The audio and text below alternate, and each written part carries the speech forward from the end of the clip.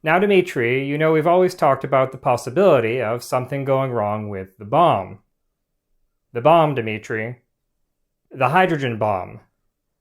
Now, what happened is one of our base commanders, he went a little funny in the head, just kind of funny, and he went and did a silly thing. Well, I'll tell you what he did. He ordered his planes to attack your country. Hello, everyone, and welcome to another episode of Cabinet of Curiosities on Our Own Devices. I'm Jean Messier, and today we're having a look at an important piece of telecommunications history. This is a sample of TAT, or TAT-1, the world's first transatlantic telephone cable. Now, given that the first successful transatlantic telegraph cable was laid in 1866, and the telephone was patented in 1876, you would assume that the first transatlantic telephone cable would have been laid not long after, say no later than the turn of the 20th century. But actually, no. If you're around my age, you probably have parents who are older than cable-based transatlantic telephony, because TAT-1 was not laid until 1956, about 100 years after the laying of the first transatlantic telegraph cable. And the reason for this difference is the extreme difference in technology needed to send a simple telegraph signal across the Atlantic versus a multiplex telephone signal. And to better understand this difference, we need to go back to the laying of the first transatlantic telegraph cable. So as I said, the first successful transatlantic telegraph cable was laid in 1866, though the first attempt to lay such a cable had occurred a couple of years earlier in 1857. And this is really quite remarkable, given that as a mature communications technology, telegraphy had only been around for around 30 years. So this is quite an undertaking for that age, and it really showed how vital telegraphy had become in those intervening 30 years. Now, the transatlantic telegraph cable was the brainchild of one Cyrus Field, who was an American entrepreneur and millionaire who made his fortune in the pulp and paper industry. And in 1854, Fields was contacted by a Canadian engineer named Frederick Gisborne, who was attempting to lay a submarine telegraph cable between Newfoundland and New York and had run out of funds. So to us living today, this might seem like a very strange thing to do. Why would you want to go through the effort of building a telegraph cable between Newfoundland, which at the time was very sparsely populated, and New York? And to understand the logic, you really have to understand what a different world it was in the 1850s. Today, we're used to getting information instantaneously, no matter where in the world it comes from. Physical space, distance, really doesn't mean all that much anymore. But it did mean a lot to the people in the 1850s. Distance was a tangible thing. It really set the pace of everyday life and of international relations. This is because North America was only connected to Europe and the rest of the world by ship. So the speed at which information could go between continents was limited by the speed of ships. And this could take up to 2 weeks, for example, for crossing the Atlantic. So if something happened in Europe, nobody in North America would know about it until up to 2 weeks later. So the idea between the Newfoundland-New York telegraph line was that rather than waiting the full 2 weeks, or sometimes less, for a ship to go from England to, say, Halifax in Nova Scotia, the ship could instead first go to Newfoundland, the closest point of North America, and any news it was carrying could be relayed instantaneously by telegraph to the United States. And Cyrus Field was not an expert in telegraphy, but he knew a business opportunity when he saw one. And he looked at this plan and he thought that it was really a half measure. He said, well, if you're going to go through the trouble of building a telegraph line between Newfoundland and New York, why not just spend a little bit more effort and money and build a telegraph line across the entire Atlantic? That way you can cut down the time of travel of information from a couple of weeks to a couple of minutes. Thankfully for Field, this was an idea whose time had really come. The technology of the era had matured enough to make it feasible. So for example, steamships were now reliable and fast enough to efficiently lay the cable. The technology existed now to produce extremely long lengths of high-quality submarine telegraph cable, And more fortuitously still, hydrographers had discovered a long flat plateau on the ocean floor between Ireland and Newfoundland that was absolutely perfect for laying a cable. So perfect, in fact, that they named it the Telegraph Plateau. So Field put together a team of colleagues, including Samuel Morse, the original inventor of the telegraph, and formed the Atlantic Telegraph Company. And he spent the next couple of years traveling between the United States and the United Kingdom, acquiring investors, both private and public, to back his scheme. He also contracted 2 companies in England to produce the cable that he needed, and he acquired 2 ships, the HMS Agamemnon and the USS Niagara, to actually lay that cable. And they needed 2 ships because there was no single ship in existence at the time that was big enough to carry all of the cable and lay it in one go. So the idea is that one ship would leave Ireland and one ship would leave Newfoundland, and they would meet in the middle of the Atlantic and splice the cable together. Now, right from the get-go, there were problems. Now, as I mentioned, 2 different companies were contracted to build the cable. And the reason for this was that the company had set out a pretty tight timetable, and there was no company in existence that had the capacity to make all the cable within that time frame. But when the cable was delivered, they discovered that one of the companies had twisted it in one direction, and the other company had twisted it in the other direction. And this meant that the cable couldn't be spliced together, because if one twisted one direction, it would unravel it on the other. This was fixed through an improvised wooden bracket, but really this was a harbinger of things to come. So the first cable laying expedition was launched in the summer of 1857, and it did not go well. There were endless problems with the tension on the big drums that were spooling out the cable, and the cable kept snapping and sinking to the bottom of the ocean. And the only way of recovering it was to drop down a grappling hook as far as 2 miles down and attempt to hook the cable, pull it back up, and splice it together. And this kept happening, and they lost around 300 miles of cable before they finally decided to give up and go home.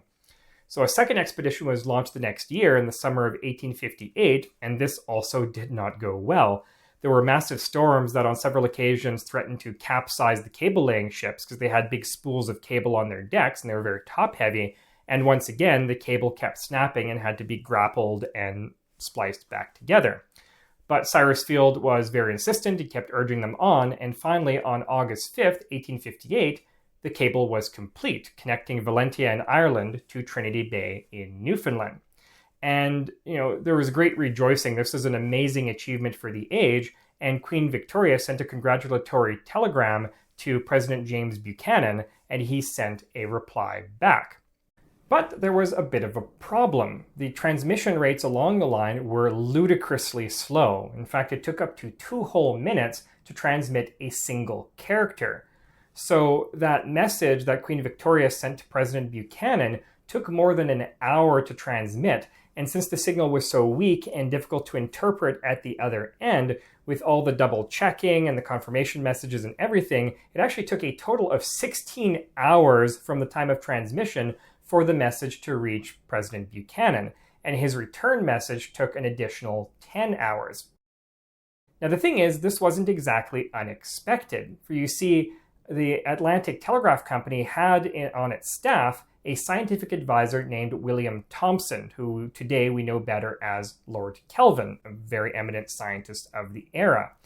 And Thomson had predicted that the telegraph cable would not be very efficient and that the signal at the other end would be very weak due to the law of squares, which says that an electromagnetic signal loses intensity, loses power at a rate proportional to the square of the distance. And he also thought it would be inefficient because of an effect that he called retardation, which has to do with the inductance and the capacitance of the line. So the transatlantic telegraph cable was very similar in structure to the later telephone cable here.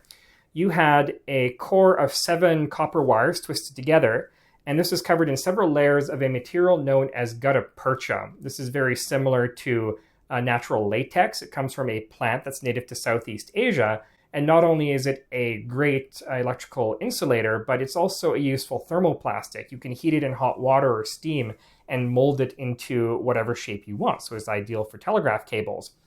This would then be covered in more layers of gutta percha as well as jute or hemp fiber. and then finally armored with steel strands braided together to protect it from damage. And Thomson said that the conductor on the inside was far too small. And this is because of an effect where, according to Faraday's law of induction, when a certain charge flows through the cable, it induces the opposite charge in the surrounding water or earth if the cable is buried. And because those charges attract one another, it actually retards the signal traveling through the wire. And this can actually cause the signals, the individual pulses, to pile up on one another and become indistinct. The problem was that Thomson was not the chief electrician of the company. That position belonged to a man named Wildman Whitehouse. And Whitehouse wasn't even a physicist or an engineer by profession. He was a doctor and only an electrician or an electrical experimenter on the side. But he was a much better self-promoter, he was much better at politics, and he managed to weasel his way into that position.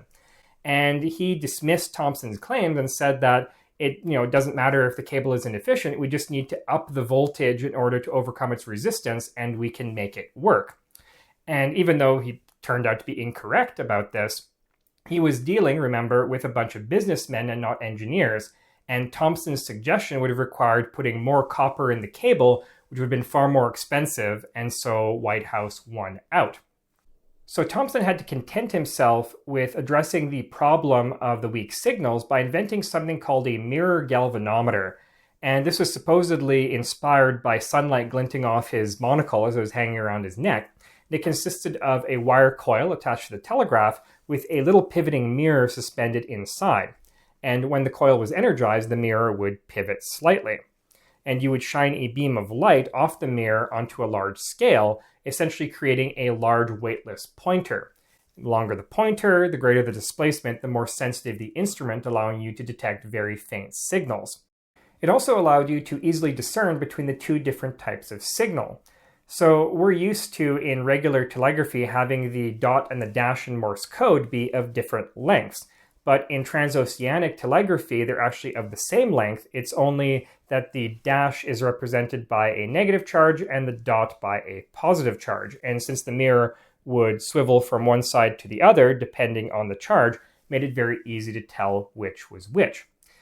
It worked very well, but unfortunately it had to be observed visually. There was no way of really recording the output and having some sort of teleprinter in order to accurately record the signals.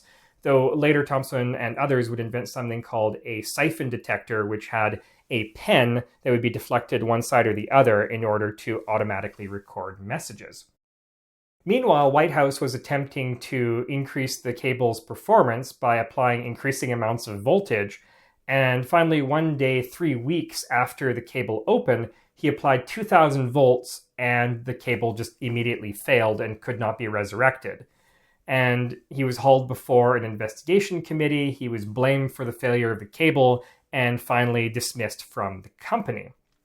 Now, while Whitehouse's arrogance and hubris really, contributed and accelerated the failure of the cable, he probably wasn't entirely to blame. Part of the problem probably had to do with damage to the cable while it was being laid, because later they did some experiments where they found that even if there was a tiny little pinprick in the insulation of the cable, 2,000 volts would cause that little hole to burn through and short out the cable.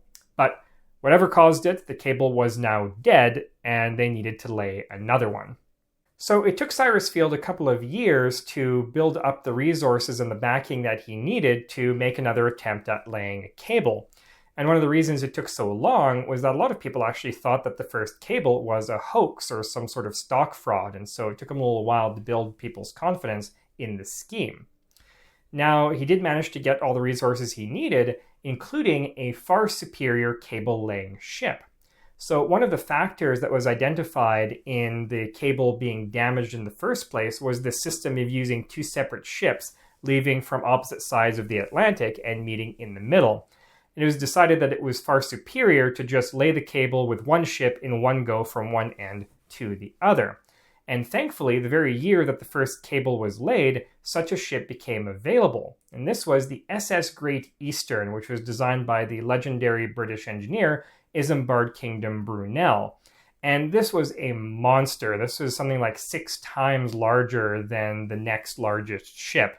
And Brunel had a lot of success with the Great Western and the Great Britain, which did a lot of business in the North Atlantic.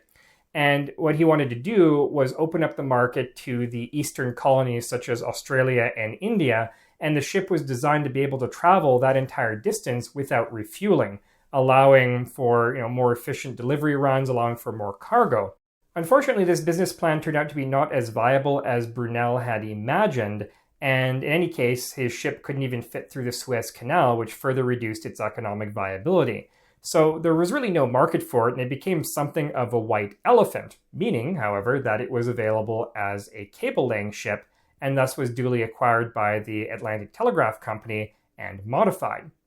Now, the Great Eastern left on its first cable-laying voyage in the summer of 1865, and at first everything seemed to be going well, but then the cable snapped, it fell to the bottom of the ocean, and they were unable to grapple it, so they had to give up and head home.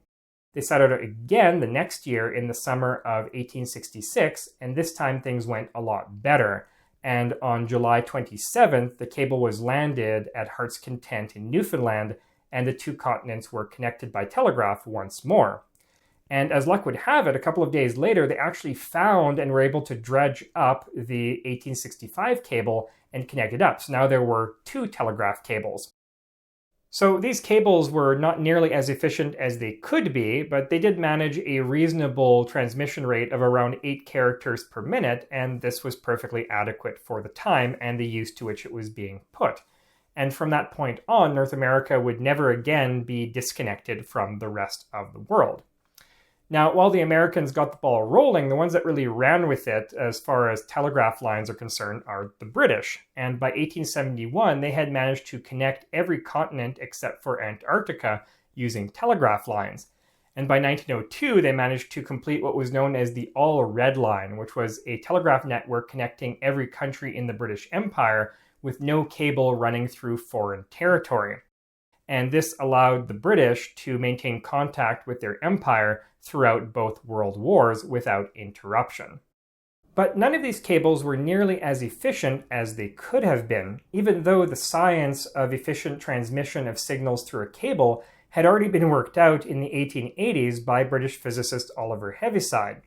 And what he came up with was something called the Heaviside condition, which is a balance between the inductance, the capacitance, the resistance, and the conductance of a cable that must be met for a signal to pass through it without distortion. And I'll put the equation up here. You can see it's actually quite simple. But in most cables manufactured up until that point, the equation wasn't balanced, and so transmission wasn't efficient at all. And this equation gives you a couple of options to improve the performance of the cable. One of them is to decrease the resistance of the cable by adding more conductor, and this is exactly what William Thomson, Lord Kelvin, has suggested. Unfortunately, this increases the weight of the cable, increases the amount of material, and thus significantly increases the cost, so that's typically not done. Same goes for decreasing the capacitance, and this is done by increasing the amount of dielectric material inside the cable, but again, this increases the total amount of material, the weight, and the cost. So really all this leaves you with is increasing the inductance of the entire cable. And this can be done in a number of ways, including adding little loading coils along the length of the cable, or by loading the cable directly by wrapping it in tape or wire made of some metal like mu metal with a high magnetic permittivity. And although Heaviside had figured all this out, he was unsuccessful in convincing most telegraph companies to adopt his ideas, probably because he was an outsider, he was very eccentric, he really didn't get along well with others, he couldn't really wrangle the politics of getting his ideas heard. So it really wouldn't be until a lot later that cables would be manufactured according to his theories. So another one of Heaviside's innovations, or at least something that he mathematically modeled, was the coaxial cable, which some of you might be familiar with in everyday life, but if not, you can see that the TAT-1 cables here are coaxial cables. You have a central conductor surrounded by a dielectric material and then a copper sleeve. And this is based on the principle that an electromagnetic field can neither penetrate nor escape from a sealed hollow conductor. And this is the same principle behind a Faraday cage, such as the one that surrounds your microwave oven and stops the microwave radiation from coming out. And the purpose of a coaxial cable is to prevent the signal, the electromagnetic field produced by it, from escaping and producing signal and power losses, and to protect the cable from interference by outside electromagnetic fields, including those produced by nearby cables, because they're almost always laid in pairs close by to one another. So all of these developments, the theoretical understanding of signal transmission, the invention of the coaxial cable, as we'll see later on, the development of reliable signal repeating equipment, were all vital to the development of transoceanic telephony. Because it's one thing to transmit a simple dot-Morse signal across the Atlantic, it's quite another to transmit a large number of very complex and comprehensible audio signals. So transatlantic telephony did exist prior to 1956, but this was a shortwave radio-based system that had first been established in 1927, and it was very expensive to use. In fact, in today's dollars, it would cost you around $550 per call. Still, it was used, and it fielded around 300,000 calls per year. Now, in the late 1920s, there was a plan to lay a transatlantic telephone cable, but it was deemed to be too expensive, and the whole operation was wiped out by the onset of the Great Depression. So it wouldn't be until December 1st, 1953, that AT&T, the British General Post Office, and the Canadian Overseas Telecommunications Corporation announced the project to build TAT-1, Transatlantic 1, the first transatlantic telephone cable. And this cost around £120 million, and the investment was shared between the three partners, with the United States having around 50% of the shares, the UK 40%, and Canada 10%. So the cable used all the latest advances in technology, including, like I said, the coaxial cable, new materials like polyethylene, which replaced the old gutta percha. Previous experience with cables had shown that gutta percha was very susceptible to attack by marine life. Shipworms like to bore into it. Sharks would often bite through them. There was at least one case in the Persian Gulf of a whale trying to scrape barnacles off its skin on the cable and breaking the cable. So newer materials that were not susceptible to that sort of thing. But the major innovation in this cable were the electronic repeaters. So a telephone signal wouldn't carry without distortion throughout the entire length of the cable. So every 37 nautical miles, they installed a repeater, which was based on vacuum tubes, which would boost the signal and carry it along. Now, transistors did exist at the time, but they were relatively new and nothing was really known about their long-term performance. So they went with something they did know, which was vacuum tubes. And since they realized that stopping the ship in order to attach a repeater and throw it overboard would likely cause the cable to kink or break, they made these repeaters to be as slim as possible. They were only twice the diameter of the cable itself, and they were tapered in order to smoothly transition into the cable. So they could actually pay this out without stopping. The repeaters were built into the cable itself and went out with the rest of the cable. And an interesting fact is that each of those repeaters, in addition to being flexible so that they wouldn't break, had its own unique resonating crystal so that if the cable failed, you could figure out which of the repeaters was causing the failure.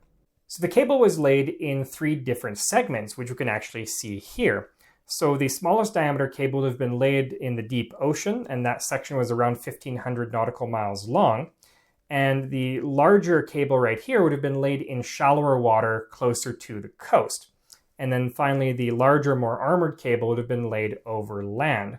And the idea here is that in the deep ocean, there's not a whole lot that's going to disturb the cable, whereas in shallower water and on land, there are ships and people and other vehicles. There's a lot more that's going to damage them. So the cable becomes progressively more armored as it goes shallower.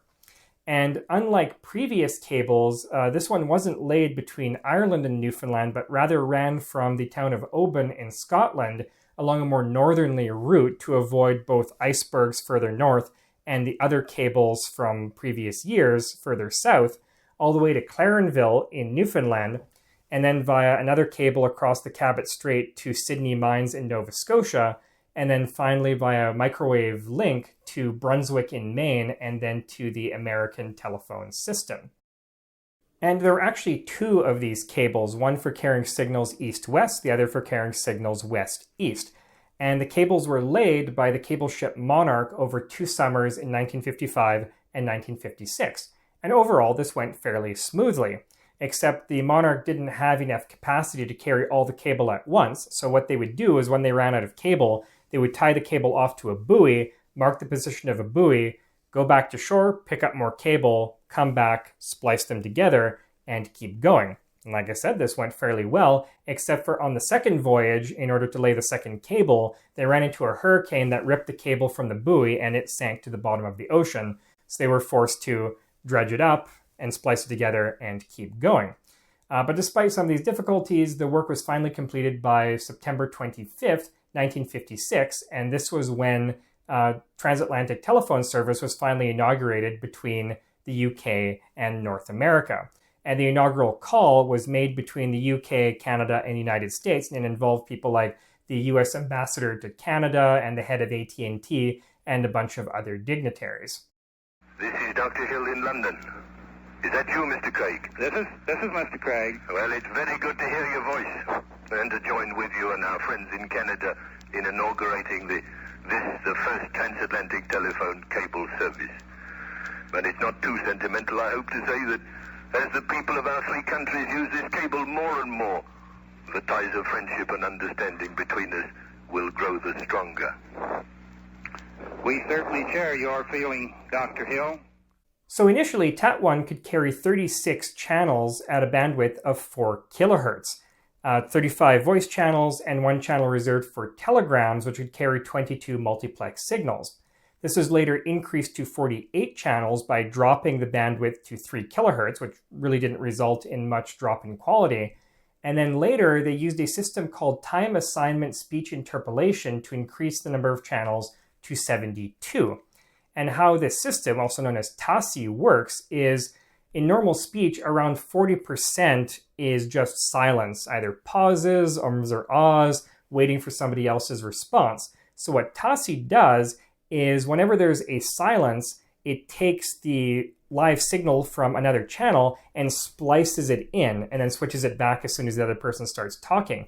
So by taking advantage of these pauses, these silences that are usually wasted, you can cram a lot more signals into the same cable. One of the disadvantages of this is that you can sometimes get crosstalk. You'll hear like little faint snippets of other people's conversations on the line, but this doesn't seem to have fazed anybody because the TAT-1 was very successful and it fielded around 300,000 calls per year as of its inauguration. And those calls cost around £3 per 3 minutes, which was around half of what it used to be with the radio phone system, so not bad. So you're probably wondering by now why I referenced Dr. Strangelove at the beginning of the video.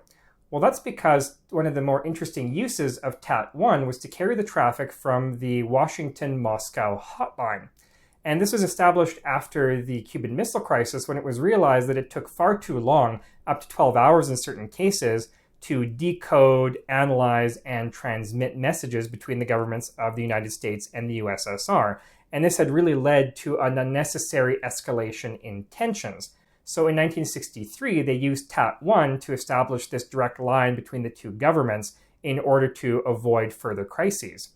So unlike the way it's typically depicted in fiction, the hotline has never been a big red phone on the president's desk that you can just pick up and use to call the Soviet premier. It was actually a bank of teleprinters. And this was chosen because it was thought that teleprinter traffic would be easier to encipher, and also written messages would be easier to interpret, and there was less room for misunderstanding. So another fascinating use of TAT-1 was by the singer, actor, and civil rights activist Paul Robeson. So in 1950, Robeson had his passport revoked and was banned from leaving the country because the US government, and specifically the FBI under J. Edgar Hoover, thought that he was a dangerous subversive. They thought that he was a communist and they didn't want him going elsewhere and spreading his message. But Robeson very cleverly got around this using the latest technology, TAT-1. So he arranged to perform a concert in the UK remotely by having his voice, his performance, transmitted via TAT-1 to a concert hall in the UK. It is impossible to tell you how thrilled and happy I am. and know that real impact on important sections of the American community, both by this memorable occasion and by other activities occurring in the Isles. Undoubtedly, one result will be concrete activity here around the implementation of our basic freedoms.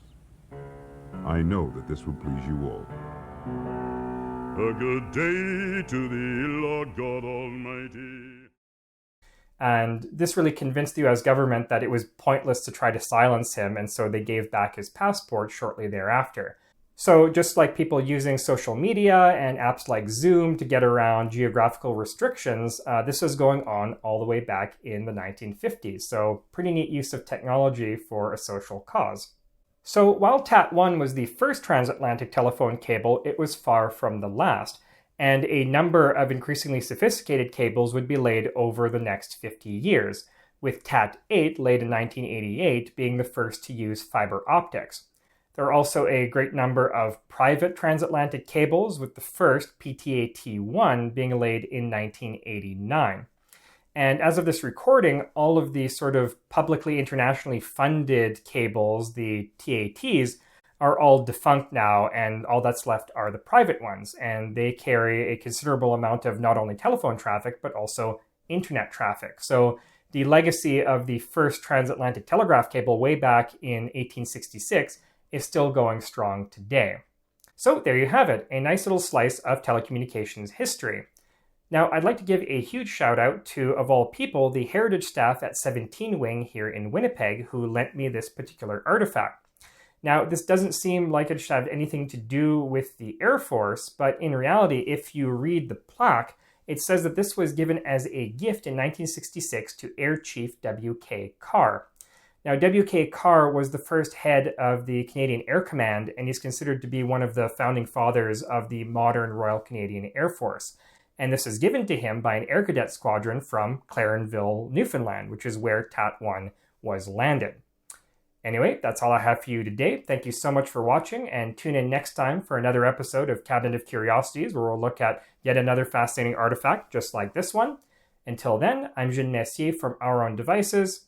Have a great day.